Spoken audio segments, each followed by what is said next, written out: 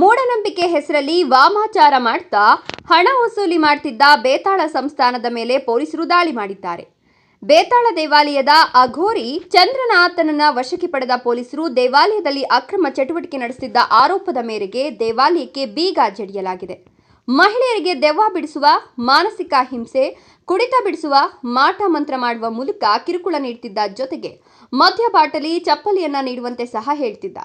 ಇನ್ನು ಹಲವು ಸಮಸ್ಯೆಗಳಿಗೆ ಪರಿಹಾರ ಕೊಡಿಸುವ ಭರವಸೆಯನ್ನು ನೀಡುತ್ತಿದ್ದ ಸ್ವಾಮೀಜಿ ಸದ್ಯ ಅಂಧರಾಗಿದ್ದಾನೆ. ಇನ್ನು ಪೂಜೆ ಪುನಸ್ಕಾರದ ನೆಪದಲ್ಲಿ ಸಾವಿರಾರು ರೂಪಾಯಿ ವಂಚನೆ, 108 ಅಡಿ ಎತ್ತರದ ಬೇತಾಳ ಮೂರ್ತಿ ನಿರ್ಮಾಣ ಮಾಡಿ ವಂಚನೆ ಮಾಡುವ ಮೂಲಕ ಆಂಧ್ರಪ್ರದೇಶ, ತಮಿಳುನಾಡು ಭಕ್ತರು ಇಲ್ಲಿ ಬಂದು ಮೋಸ ಹೋಗ್ತಿದ್ರು. ಜೊತೆಗೆ ಅಮಾವಾಸ್ಯೆ ದಿನ ಕುರಿ, ಕೋಳಿ ರಕ್ತದಿಂದ ಬೇತಾಳ ಸ್ವಾಮೀಜಿ ಬಲಿ ಕೊಡುತ್ತಿದ್ದ. ಅಘೋರಿ ಚಂದ್ರನಾಥ್ ಅನ್ನೋರಿಂದ ಕೃತ್ಯ ನಡೀತಾ ಇದ್ದು, ಕೋಲಾರ ಜಿಲ್ಲೆ ಕೆಜಿಎಫ್ ತಾಲೂಕು ಐವಾರಹಳ್ಳಿ ಗ್ರಾಮದ ಬಳಿ ನಿರ್ಮಾಣ ಮಾಡಿದ್ದ ಈ ಬೃಹತ್ ದೇವಾಲಯವನ್ನ ಪೊಲೀಸರು ವಶಕ್ಕೆ ಪಡೆದಿದ್ದಾರೆ. ಸಾರ್ವಜನಿಕರ ದೂರಿನ ಮೇರೆಗೆ ಬೇತಮಂಗಲ ಪೊಲೀಸರು ದಾಳಿ ನಡೆಸಿದ್ರು. ಇನ್ನು ಸ್ಥಳಕ್ಕೆ ಕೆಜಿಎಫ್ ಎಸ್ಪಿ ಶಿವಾಂಶು ರಜಪೂತ್ ಭೇಟಿ ನೀಡಿದ್ದು ಪರಿಶೀಲನೆ ನಡೆಸಿ ದೇವಾಲಯಕ್ಕೆ ಬೀಗ ಹಾಕಲಾಗಿದೆ. ಇನ್ನು ದೇವಾಲಯಕ್ಕೆ ಬಂದಿದ್ದ ಜನರನ್ನ ವಾಪಸ್ ಕಳಿಸಿದ ಪೊಲೀಸರು ದೇವಾಲಯ ನಿರ್ಮಾಣ ಮಾಡಿದ್ದ ಪೂಜಾರಿ ಅಘೋರಿ ಚಂದ್ರನಾಥನ್ನ ಬಂಧಿಸಿದ್ದಾರೆ. ದೇವಾಲಯವನ್ನ ಅಕ್ರಮ ನಿರ್ಮಾಣ ಮಾಡಿದ್ದ ಹಿನ್ನೆಲೆ ಕೆಜಿಎಫ್ ತಾಲೂಕು ಕಂಗಾಂಡ್ಲಹಳ್ಳಿ ಗ್ರಾಮ ಪಂಚಾಯಿತಿ ಪಿಡಿಒ ವೈಶಾಲಿ ದೂರಿನ ಮೇರೆಗೆ ಕ್ರಮ ವಹಿಸಲಾಗಿದ್ದು, ಇಂದು ಅಮಾವಾಸ್ಯೆ ಹಿನ್ನೆಲೆ ಆಂಧ್ರ ಮತ್ತು ತಮಿಳುನಾಡಿನಿಂದ ಬಂದಿದ್ದ ನೂರಾರು ಭಕ್ತರನ್ನ ಪೊಲೀಸರು ವಾಪಸ್ ಕಳಿಸಿದ್ದಾರೆ. ಇನ್ನು ಯಾವುದೇ ಅನುಮತಿ ಇಲ್ಲದ ಕಾರಣ ಬೇತಾಳ ಕ್ಷೇತ್ರವನ್ನ ಬಂದ್ ಮಾಡಲಾಯಿತು.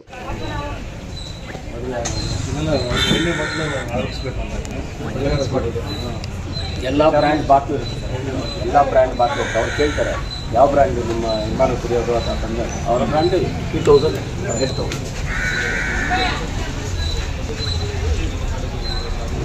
ಲವ್ ಮಾಡಿಸೋದ್ರಿಂದ ಹಿಡಿದು ಮಕ್ಕಳು ಮಾಡಿಸೋರು ಇವರೇ ಮಾಡ್ತಾರೆ. ಲವ್ ಮಾಡಿಸೋದಕ್ಕೆ ವಶೀಕರಣ ಅಂತಂದರೆ ಅದಕ್ಕೆ ಒಂದು 10,000 ಪ್ಯಾಕೇಜ್. ಆಮೇಲೆ ತಿರುಗಿ ಮದುವೆ ಮಾಡಿಸ್ತಾರೆ, ಮದುವೆ ಮಾಡ್ಸೋಕ್ಕೆ ಒಂದು 10,000. ತಿರುಗಿ ಅದು ಮಕ್ಕಳ ಇಲ್ಲಾಂದರೆ ಮಕ್ಕಳು ಎಲ್ಲದಕ್ಕೂ package.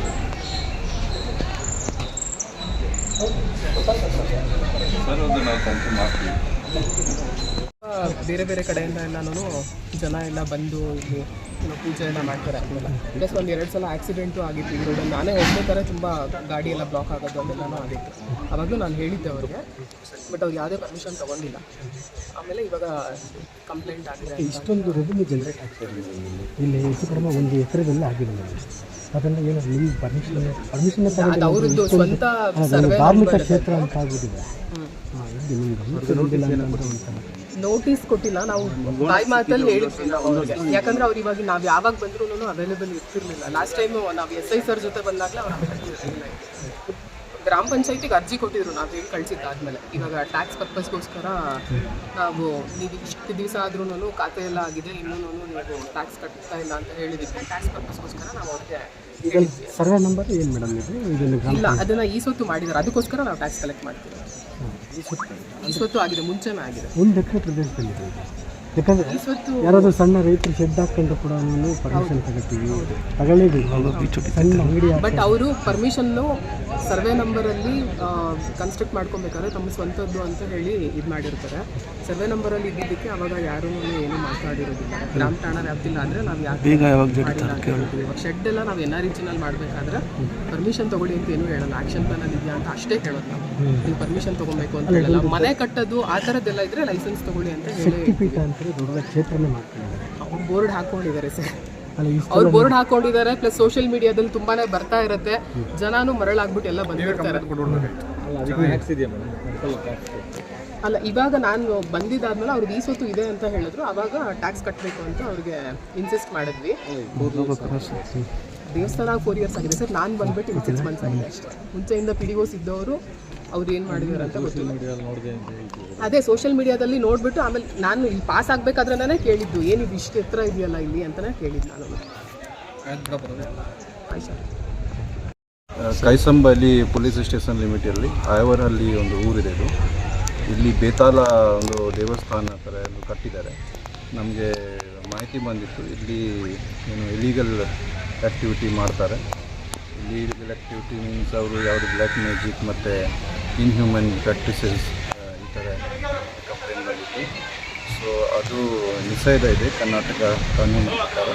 Karnataka prevention and eradication of inhuman evil activity and black magic act ಇದೆ, ಒಂದು ಕಾನೂನು ಇದೆ. ಮೌಢ್ಯಾಚಾರ ನಿಷೇಧ ಅಲ್ಲಿ ಯಾವುದೇ ಈ ಥರ ಯಾರು ಬ್ಲ್ಯಾಕ್ ಮ್ಯಾಜಿಕ್ ಮಾಡ್ತಾರೆ ಮತ್ತು ಜನರಿಗೆ ಮಹಿಳೆಯರಿಗೆ ಹ್ಯಾರೆಸ್ಮೆಂಟ್ ಮಾಡ್ತಾರೆ, ಅವರು ಕನ್ಫೈನ್ ಮಾಡ್ತಾರೆ, ಇಲ್ಲಿಗಲಿ ಇಟ್ಕೊಡ್ತಾರೆ, ಪೂಜೆ ಅವರು ಯಾವುದೇ ಸಮಸ್ಯೆ ಇದೆ ಬಗೆಹರಿಸಲಿಕ್ಕೆ, ಮತ್ತು ಏನಾದರೂ ಸ್ವಲ್ಪ ಮೆಡಿಸಿನ್ ಕೂಡ ಇವರು ಕೊಡ್ತಾರೆ ಹೇಳ್ತಾ ಇದ್ರು. ಅವ್ರದ್ದು ಏನು ಲೈಸೆನ್ಸ್ ಇದೆ ಅದೆಲ್ಲ ಅದು ನಾವೆಲ್ಲ ಚೆಕ್ ಮಾಡ್ತೀವಿ. ಈ ಥರ ಲೀಗಲ್ ಆ್ಯಕ್ಟಿವಿಟಿ ಮಾಡ್ತಾ ಇರೋದು ಮಾಹಿತಿ ಬಂದಿತ್ತು ನಮಗೆ, ಅದು ನಾವು ವೆರಿಫೈ ಮಾಡಿ ಇನ್ವೆಸ್ಟಿಗೇಷನ್ ಮಾಡ್ತೀವಿ, ಒಂದು FIR ರಿಜಿಸ್ಟರ್ ಮಾಡಿ ಇವ್ರ ಮೇಲೆ ಅಲ್ಲಿ ಬೋರ್ಡ್ ಹಾಕಿದೆ ಬೇರೆ ಬೇರೆ ಸಮಸ್ಯೆ ಲೈಕ್ ಕೋರ್ಟಲ್ಲಿ ಏನು ಸಮಸ್ಯೆ, ಕೋರ್ಟ್ ಕೇಸ್ ನಡ್ತಾ ಇದೆ, ವೈವಾಹಿಕ ಫ್ಯಾಮಿಲಿ ಮ್ಯಾಟರ್ ಇದೆ, ಅಥವಾ ಏನು ಜಾಬ್ ಸಮಸ್ಯೆ ಇದೆ, ಬೇರೆ ಡ್ರಿಂಕ್ಸ್ದು ಸಮಸ್ಯೆ ಇದೆ, ಇದೆಲ್ಲ ಬಗೆಹರಿಸಲಿಕ್ಕೆ ಇವರು ಏನಾದರೂ ಪ್ರ್ಯಾಕ್ಟೀಸ್ ಕಡೆ ಮಾಡ್ಕೊಂಡಿದ್ದಾರೆ, ಪೂಜೆ ಮಾಡ್ತಾರೆ, ಪ್ಲಸ್ ಸ್ವಲ್ಪ ಹಣ ಏನು ರೇಟ್ ಚಾರ್ಜ್ ಇದೆ ಅವ್ರದ್ದು, ಅದು ಆ ಥರಗಳು ಕೊಡ್ತಾರೆ. ಈ ಥರ ನಾವು ಇನ್ವೆಸ್ಟಿಗೇಷನ್ ಮಾಡ್ತೀವಿ ಯಾವ ರೀತಿಯಿಂದ ಹಿಂಗೆ ಮಾಡ್ತಾಯಿದ್ದಾರೆ. ಸುಮಾರು ಮೋರ್ ದೆನ್ 5 ಇಯರ್ಸಿಂದ ಇದೆಲ್ಲ ಇದೆ. ಇದು ಟೆಂಪಲ್ ಥರ ಕಟ್ಟಿದ್ದಾರೆ, ಇವರು ಈ ಥರ ಸ್ಟ್ಯಾಚ್ಯೂ ಕೂಡ ಕಟ್ಟಿದ್ದಾರೆ. ಏನು ಪರ್ಮಿಷನ್ ಇದೆ, ಇದು ಸ್ವಲ್ಪ ಜನರಿಗೆ ಕೂಡ ಭಯ ಅನಿಸ್ತದೆ ರಾತ್ರಿಯಲ್ಲಿ ಸಾಯಂಕಾಲದಲ್ಲಿ ಇಲ್ಲಿ. ಸೊ ಅದನ್ನು ಟೆನ್ಷನ್ ಮಾಡ್ತೀವಿ. ಶಿವಮೊಗ್ಗ ತಗೊಳ್ತೀವಿ ನಾವು. ಶಿವಮೊಗ್ಗ ಬಾಡಿ ವಿಲೇಜಸ್ ಸರ್, ಜನ ಅಮಾಯಕರು ಇರ್ತಾರೆ ಸರ್. ಅದೇ ಈಗ ಸ್ವಾಮೀಜಿನೇನು ವಶಕ್ಕೆ ತಗೋತೀರಾ ಸರ್?